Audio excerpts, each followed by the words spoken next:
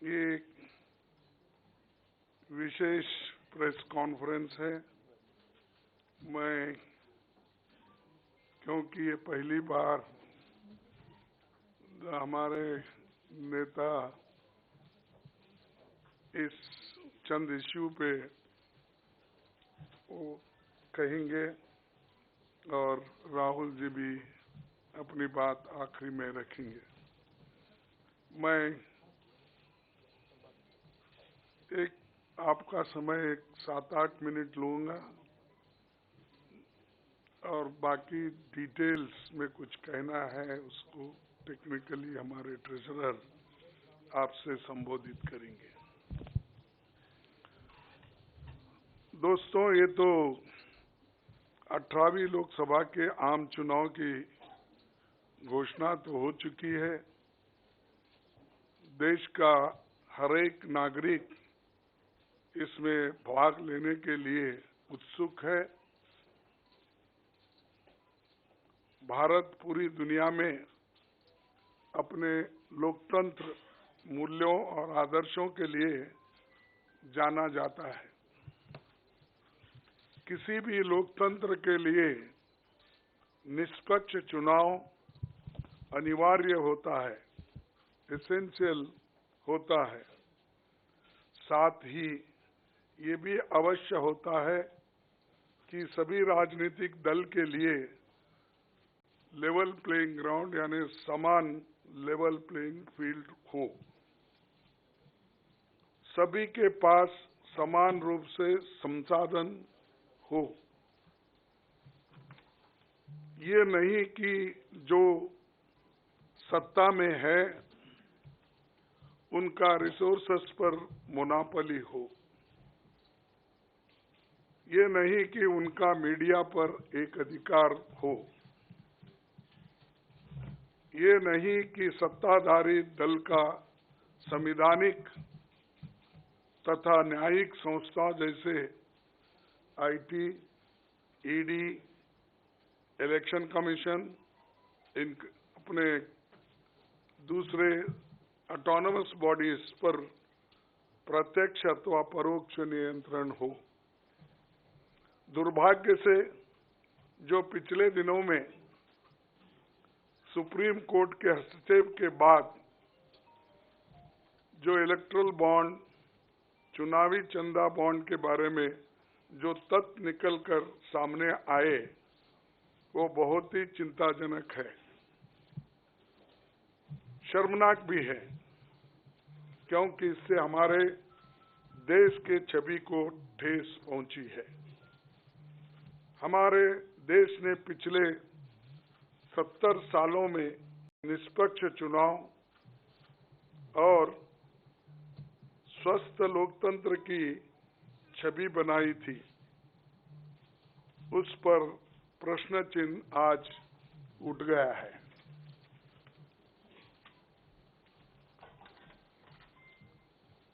Supreme court ने जिस चुनावी चंदा बॉन्ड को इलीगल और अनकॉन्स्टिट्यूशनल कहा, उस स्कीम के तहत मौजूदा सत्ताधारी दल ने हजारों करोड़ रुपए से ज्यादा अपने अकाउंट में भर लिया है और दूसरी तरफ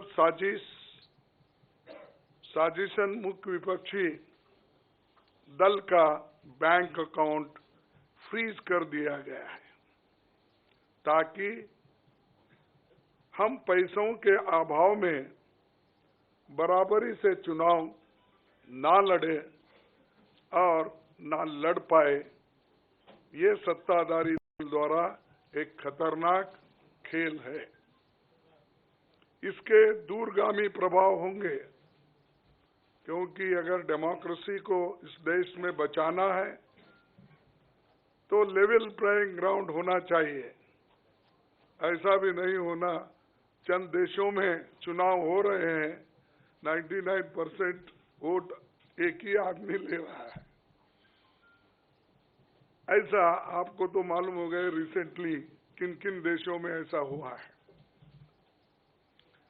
तो ये सत्ताधारी दल द्वारा एक खतरनाक खेल खेला गया है।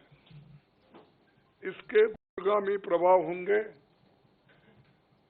पर ये स्पष्ट है कि इस तरीके से किसी राजनीतिक दल को असहाय बनाकर चुनाव लड़ने में बाधा उत्पन्न कर और फ्री एंड फेयर इलेक्शन कभी नहीं कहा जा सकता। देश की जनता, एक आम नागरिक एक देख सकता है कि बीजेपी ने चुनावी चंदा बॉन्ड से 56% पैसे हासिल किए हैं, वहीं कांग्रेस को 11% ही मिले हैं। और ये वो पैसे जो बॉन्ड से बीजेपी ने लिए हैं, इसके अलावा जो कैश में इनके पास आता होगा तो कोई अकाउंट ही नहीं है।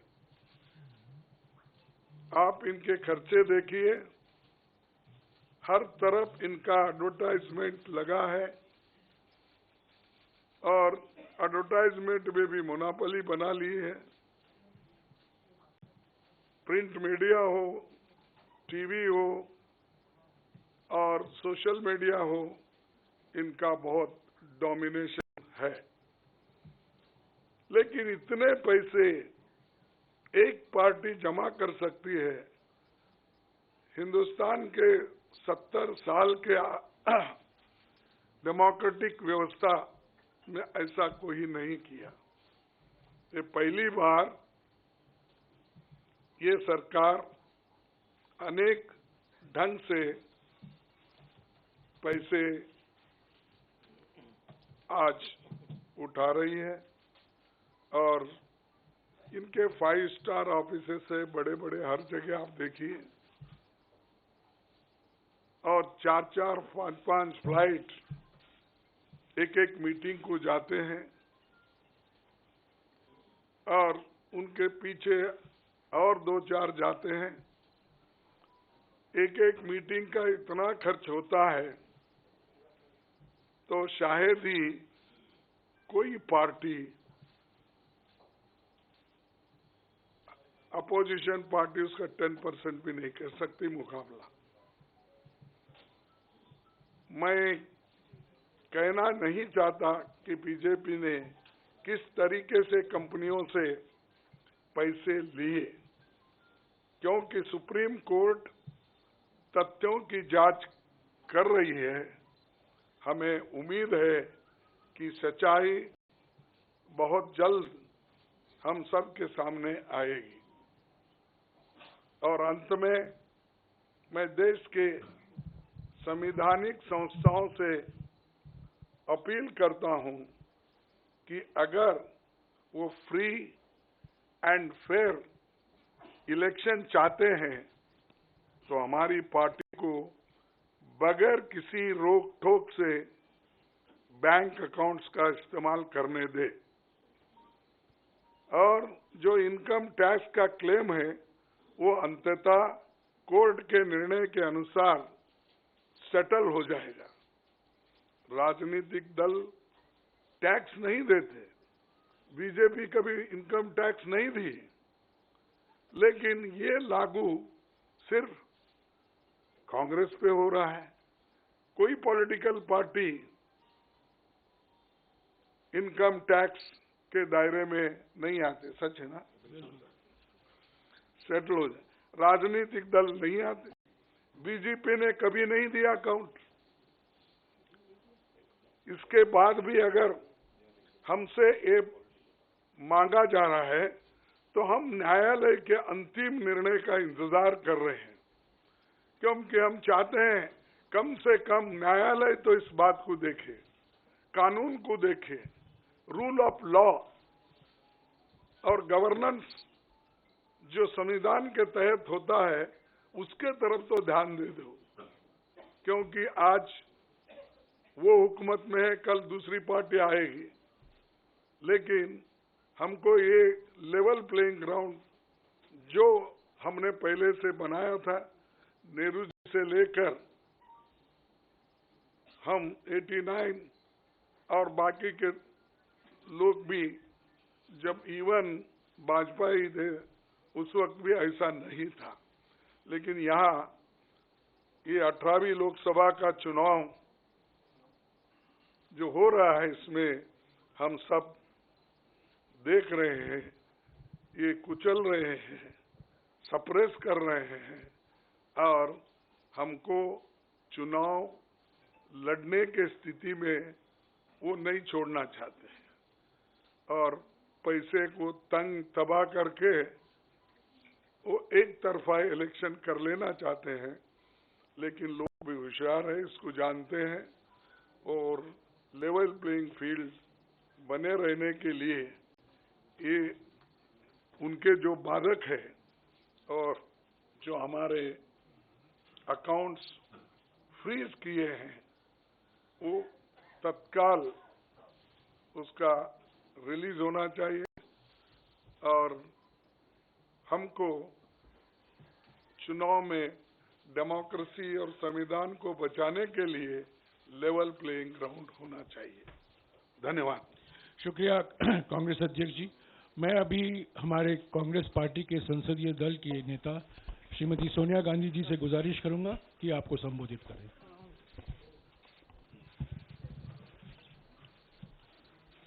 Thank you, Kahish. Well, the issue we are taking up today is extremely serious, as Congress President has just mentioned. This issue affects not just the Indian National Congress, it impacts our democracy itself most fundamentally. A systematic effort is underway by the Prime Minister to cripple the Indian National Congress financially. Funds collected from the public are being frozen and money from our accounts is being taken away forcibly. However, even under these most challenging circumstances, we are doing our very best to maintain the effectiveness of our election campaign. On the one hand, there is the electoral bond issue mentioned by Congress President Kharge, which has been declared unconstitutional by the Supreme Court. The electoral bonds have benefited, as everyone knows, the BJP hugely, massively. On the other hand, the finances of the principal opposition party, the Indian National Congress, are under a determined assault. This, we all believe, is unprecedented and undemocratic. Thank you. शुक्रिया सोनिया जी। मैं अभी हमारी AICC के कोषाध्यक्ष अजय माकिन जी से गुजारिश करूंगा कि आपको थोड़ा विस्तार से जानकारी दें।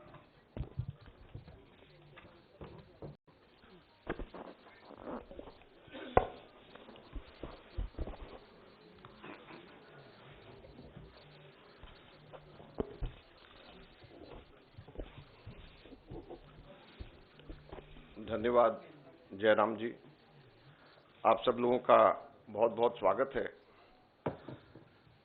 अभी हमारे कांग्रेस अध्यक्ष और पूर्व अध्यक्षा ने आप लोगों को बताया कि लोकतंत्र के ऊपर किस प्रकार का खतरा मंडरा रहा है, किस प्रकार से कांग्रेस पार्टी के बैंक खातों के ऊपर हमला हुआ और ये कोशिश करी जा रही है कि फाइनेंशियली कांग्रेस पार्टी को पंगु बना दिया जाए।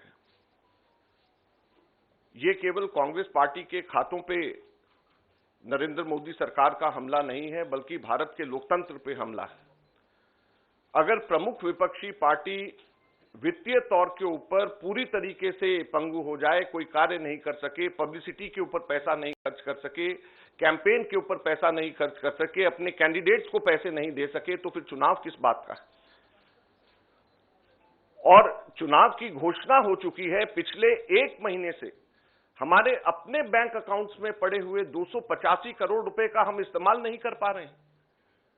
हम लोगों को पब्लिसिटी के लिए अखबारों के अंदर स्लॉट्स बुक करने, हम लोगों को पब्लिसिटी के लिए इलेक्ट्रॉनिक मीडिया के अंदर स्लॉट्स बुक करने, हमको सोशल मीडिया के अंदर इस्तेमाल करना है, हमको पोस्टर छपवाने, हमको पैम्फलेट छपवाने।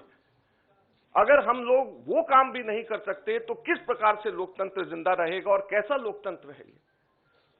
मैंने पिछले सप्ताह आप सब लोगों के सम्मुख मोतीलाल वोरा जी के समय 2017-18 के एक केस को लेकर के इनकम टैक्स डिपार्टमेंट ने 2017-18 के बेसिस के ऊपर 7 साल बाद में जाकर के हमारे बैंक के खाते अब जाकर के फ्रीज करे हैं, उसकी जानकारी दी।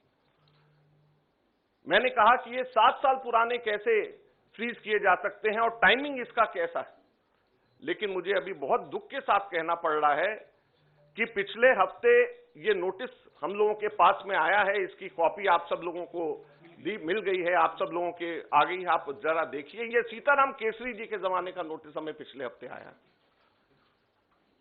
आप सोचिए, सीताराम केसरी जी के जमाने का 1994-95 की असेसमेंट ईयर का नोटिस अब हमारे पास में आया, और इसको लेकर के भी आगे आने वाले समय के अंदर फिर से बैंक को फ्रीज करने का और डिमांड लगाने की ये कवायद शुरू होगी। तो ये कौन सा लोकतंत्र है? अगर इसी रफ्तार से जाएंगे तो महात्मा गांधी के समय पे जमनालाल बजाज जब ट्रेजरर हुआ करते थे, उस टाइम पे भी कोई चीज निकाल करके अब इस वक्त इस चुनाव से पहले हमारे अकाउंट्स को फ्रीज किया जाएगा। तो ये किस चीज का लोकतंत्र है? 30 साल पुराना, 31 साल पुराना असेसमेंट ईयर का हिसाब निकाल करके हमारे खाते फ्रीज करे जा रहे हैं ताकि हम लोग चुनाव ही ना लड़ पाए। हम लोगों के पास में मुख्यतः 3 बातें हैं कहने की। हर पॉलिटिकल पार्टी इनकम टैक्स से एग्जम्प्टेड होती है, कभी किसी ने भी पेनल्टी इस तरीके से नहीं दिया, तो कांग्रेस पार्टी को अकेले क्यों चुना जा रहा है? दूसरा, इसकी टाइमिंग देखिए, 2017-18 का मोतीलाल वोरा जी के टाइम का और 1994-95 का सीताराम केसरी जी का समय, और केवल 1 महीना पहले चुनाव के घोषणा होने से पहले यह काम शुरू किया जाता है। और तीसरा, क्वांटम ऑफ पनिशमेंट देखिए कि कितना बड़ा पनिशमेंट। क्या हमारे सिर्फ 0.07% पूरा 199 करोड़ का कैश में हमारे अपने एमपीज ने अपनी तनख्वाह दी, उसकी वजह से 0.07% की अनियमितता की वजह से 106% की पेनल्टी हमारे ऊपर लगाई गई, 106% की। कितना? 0.07% की अनियमितता की वजह से 106% की पेनल्टी हम लोगों के ऊपर लगाई गई है। ये क्वांटम। हम लोगों ने मात्र 30 दिन लेट हम लोगों ने अपने अकाउंट सबमिट करे। ये इनकम टैक्स एक्ट मेरे पास में है, इसका सेक्शन 234F ये कहता है कि सिर्फ 10,000 रुपए की मैक्सिमम पेनल्टी ली जा सकती है अगर कोई व्यक्ति लेट अपना, कोई भी ऑर्गेनाइजेशन या व्यक्ति कोई भी लेट अपना इनकम टैक्स सबमिट करे, केवल 10,000 रुपए। और हमारे ऊपर 210 करोड़ रुपए का, 210.25 करोड़ का 210.25 करोड़ का लियन मार्क कर दिया गया। 10,000 की सिर्फ पेनल्टी, सिर्फ 0.07% का हमारा टोटल अकाउंट में से कैश के अंदर लिया गया। ये कहां का न्याय? 115 करोड़ रुपए फोर्सफुली हमारे बैंक अकाउंट से इनकम टैक्स ऑफिसर्स ने बैंक मैनेजर्स के पास में जाकर के सरकार को ट्रांसफर करा दिया गया, वो अब हमारे पास नहीं है। 115 करोड़ रुपया बैंक मैनेजर्स को जाकर के एक तरीके से डरा करके, धमका करके इनकम टैक्स ऑफिसर्स ने हमारे अकाउंट से इनकम टैक्स डिपार्टमेंट और सरकार को वापस ट्रांसफर करा दिया। मैंने बताया जैसे पिछले 5 हफ्ते से 1 महीने से भी ज्यादा हम अपने पैसे जो हमारे वर्कर्स ने इकट्ठे करे हैं वो हम इसका उसका इस्तेमाल नहीं कर पा रहे हैं। ये कहां की डेमोक्रेसी है? ये कहां का लोकतंत्र रह गया? तो इसलिए हम आपसे कहना चाहते हैं, ये केवल हम लोग तो अपनी लड़ाई लड़ेंगे, लेकिन ये आप लोगों की भी लड़ाई, मीडिया की भी लड़ाई है, देश की जनता की लड़ाई है। अगर आप इसके अंदर हमारे को समर्थन नहीं करेंगे तो लोकतंत्र जिंदा नहीं रहेगा, ना आप रहेंगे ना हम रहेंगे। धन्यवाद।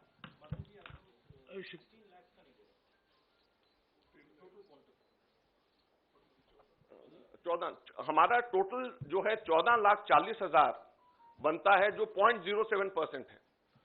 तो सिर्फ 14,40,000 जो हमारा 0.07% है, उसकी वजह से हमारे को ऊपर 210 करोड़ रुपए से भी अधिक का हमारे ऊपर लियन मार्क करके हमारी पेनल्टी लगाई गई है। तो आप सोचिए 14,40,000 के बदले 210 करोड़ रुपए की पेनल्टी हमारे ऊपर लगाई गई है। ये कहां का लोकतंत्र है? शुक्रिया अजय माकन जी। आखिर में मैं राहुल गांधी जी से गुजारिश करूंगा कि वो आपको संबोधित करें।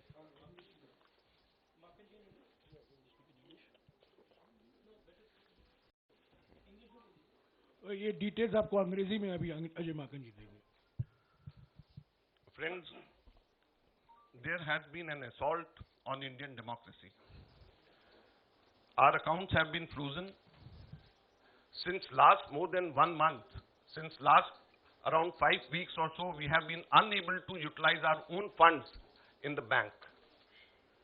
You'll be surprised to know that a case, income tax case in 17-18, which is 7 years back, on that basis, income tax has served us notice for 210 crores, 25 lakh rupees.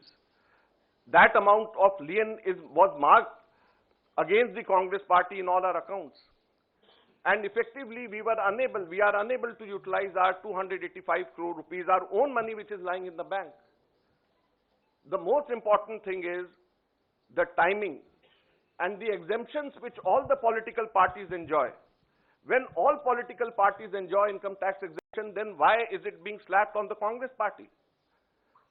Never it has happened in the past that the BJP had to pay any kind of penalty, any kind of income tax. Then why is it that the Congress party being singled out?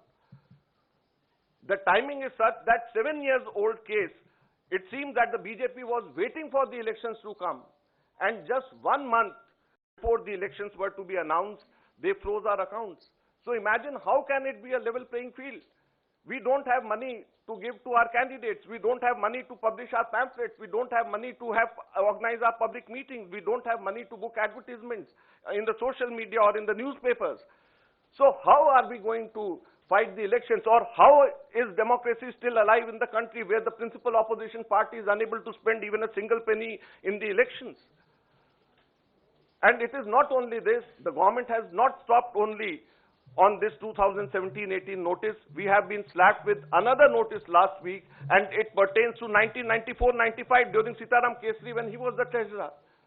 So imagine we are being slapped with a notice, income tax notice, 30 years back, pertaining to account 30 years back, and just at the eve of election, so that we are unable, our accounts are crippled and we are unable to use our own money for the elections. So please, this is the time when it is not only fight for the Congress party, our own fight alone, it is, we have to all fight together to save democracy. The Income Tax Act, section 234F, allows maximum penalty of rupees 10,000 for late submission of income tax returns. Maximum penalty of 10,000 rupees. But on the contrary, Congress party has been slapped a penalty of 210 crore rupees against a violation of just 14,40,000 which we deposited cash and 30 days delay. So the quantum of punishment is totally unmatched with a trivial small kind of mistake, you may say, or small kind of thing which has been done in 7 years back, which can easily be condoned. Thank you very much. शुक्रिया अजय बाबा। आखिर में अभी राहुल जी आपको संबोधित करेंगे।